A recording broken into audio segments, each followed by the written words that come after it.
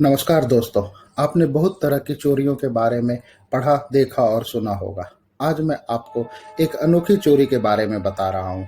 ये चोरी है एक कहानी की आत्मा की चोरी। अब ये कहानी किस किताब से ली गई है, पहले हम उसके बारे में जानकारी लेते हैं। उस किताब का नाम है डार्क हॉर्स, एक अनकही दास्तां।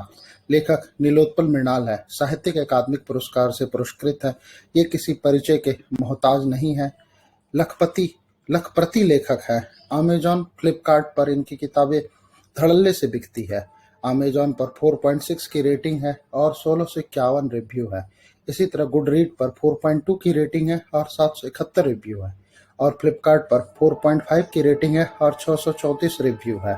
जब सब कुछ इतना अच्छा चल रहा है तो आखिरकार हुआ क्या है? हुआ यूं कि अपने जो ऑथर नीलोत्पल मृणाल भैया है, उन्होंने टीवीएफ जो कि वेब सीरीज बनाती है, उन पर उनके एक नए वेब सीरीज को लेकर क्लेम कर दिया कि ये उनकी 2015 की जो किताब है डार्क हॉर्स, उस पर आधारित है। और ये सारा बवाल उनके 20 मई के एक फेसबुक पोस्ट से शुरू हुआ। पोस्ट काफी लंबा है, मैं उसके कुछ अंश आपके सामने रख रहा हूँ, जो कि खुद नीलोत्पल मृणाल जी ने अपने वॉल पर लिखा था। डार्क हॉर्स के लेखक नीलोत्पल मृणाल की टीवीएफ के अरुणाव जी से ये मुलाकात एक अच्छे अंजाम तक पहुंचती तो कितना अच्छा था। कितनी सुंदर मुलाकात थी, कितनी सहज मुलाकात। बस डार्क हॉर्स पढ़ के देखिएगा ना, उस पे कुछ बन सकता है।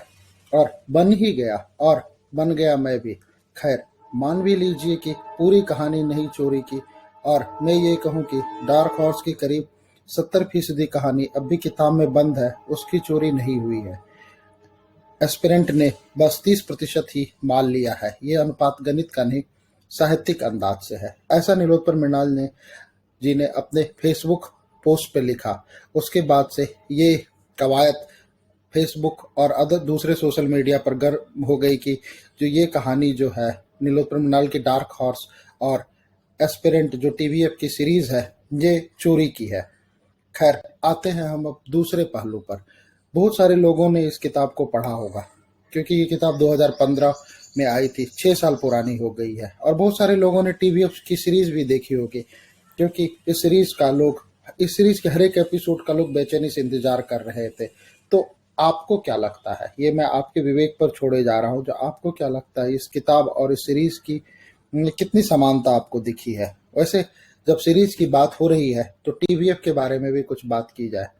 टीवीएफ ये भी किसी परिचय का मोहताज नहीं है।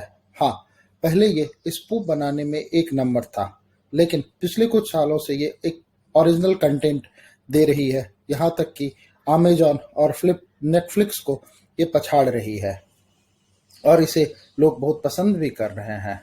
इसकी इनकी ये नई सीरीज जो है, जिस पर ये हंगामा हो रहा है, ये किसी भी कोण से नीलोत्पल मृणाल भैया की डार्क हॉर्स से मेल नहीं खाती है, ऐसा मेरा मानना है।